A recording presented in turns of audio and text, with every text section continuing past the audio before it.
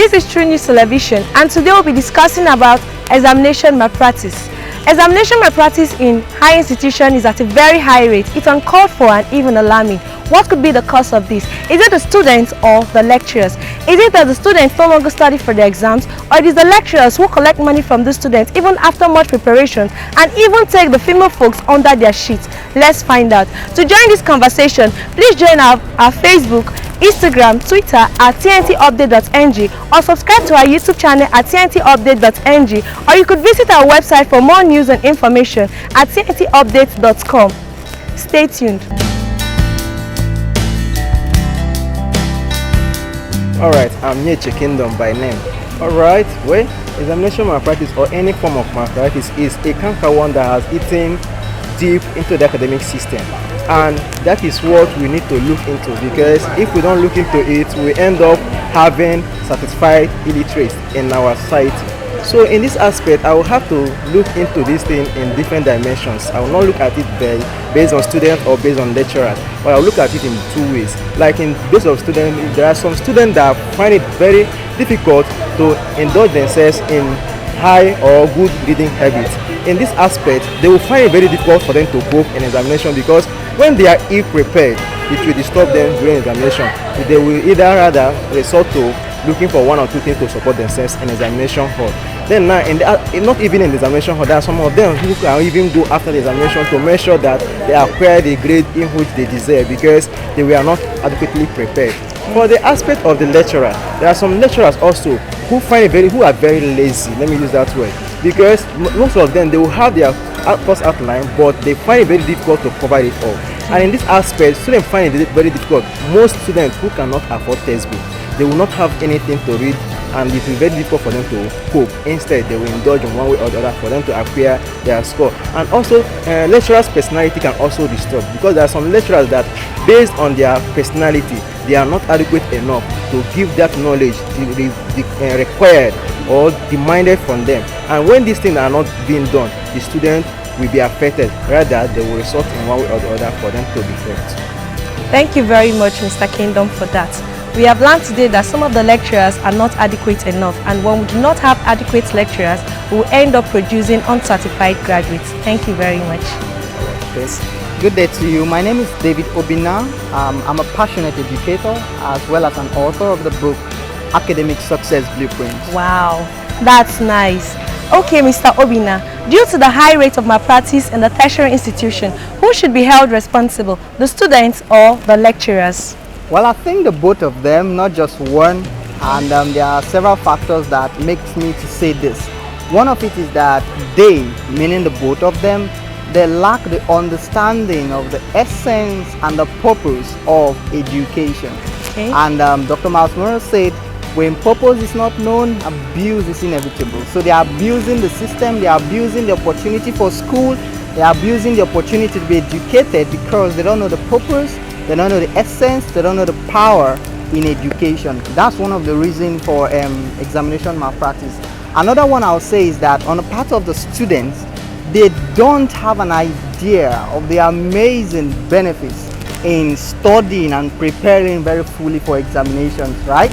Let me just say one of the benefits. It gives you intellectual development, the ability to think critically and analytically, which is really needed as a human being. It is in studying that you get such benefits, right? And so when you evade studying, you don't get this benefit. So they don't have an idea of the benefit.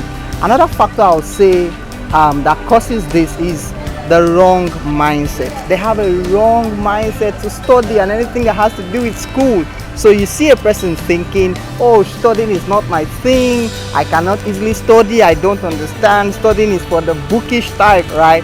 And then the final reason I would give as to the cause of high rate of examination malpractice is that they, that is the student, don't have a clear goal and intentions for the academics, right? When you don't have a clear goal or a clear intent, then anything goes, then anywhere is a way. You know, so these are some of the reasons that personally, as an educator who is passionate about education the way it should be, these are my takes as it concerns the high rate of examination malpractice. Thank you very much, Mr. Obina. Like he has said, when you don't know the purpose of a thing, abuse is inevitable. My name is Ifini Biema Kangeni Abraham.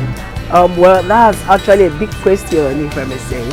The case of malpractice here in the institution is an everyday case. But I don't think the lecturers should be held responsible for it. Students try to take shortcuts by engaging in malpractices, you see, and try to lure lecturers into exam malpractices. Otherwise, what's there to read? If you consciously marry your books and read with all your time, devote your time. People who read and have A's in their exam, do they have 2 A's? So it takes our consciousness to reading our books and then you get through, rather than going through the backyard. It's very risky for us. So exam malpractices here on campus can never be said to be the lecturers. It's actually students' conscious and deliberate act. And so where a lecturer or lecturers can be mentioned in the case is if any lecturer is allowed he or herself to be pushed into taking bribe, taking something that can be likened to implicating the lecturer into the matter. But virtually the case of malpractices here on campus is students' deliberate approach. Good day, my name is Dr. Boyle. I will not say the lecturer should be held responsible, and I say so because these days students don't really engage themselves in reading. The libraries are just there, books stacked for fun, nothing happening. And the digital phone has also shifted their interest for reading. The phone should actually be a means for studying, but they use it for something else instead of reading.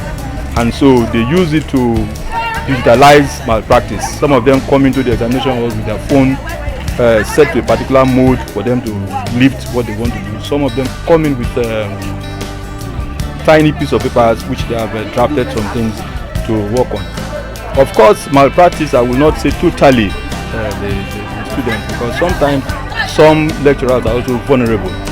I say vulnerable because there are students who are willing to part with money instead of reading, and so they find vulnerable lecturers who concede to such malpractices. Having heard from some of the individuals that were interviewed, we've come to realize that some of the students should be held responsible for the high rate of malpractice in higher institutions, because some of them do not want to read their book, and according to one of the individuals, he said they want to follow the backyard, that is, they want to follow the shortcuts, so they should be held responsible. And one of the individuals also said that students no longer visit the libraries again, instead they use their phones for digital malpractice. Then on the part of the lecturers, one of them said that we have inadequate lecturers, and when we have inadequate lecturers, there's every tendency of producing uncertified graduates. What do you think? Who should be held responsible for the high rate of malpractice in higher institutions, the students or the lecturers? To join the conversation, please follow us up on Facebook, Twitter, Instagram at tntupdate.ng, or visit our website at tntupdate.com, or subscribe to our YouTube channel at tntupdate.ng. Remember, it is True News Television, still the people and me.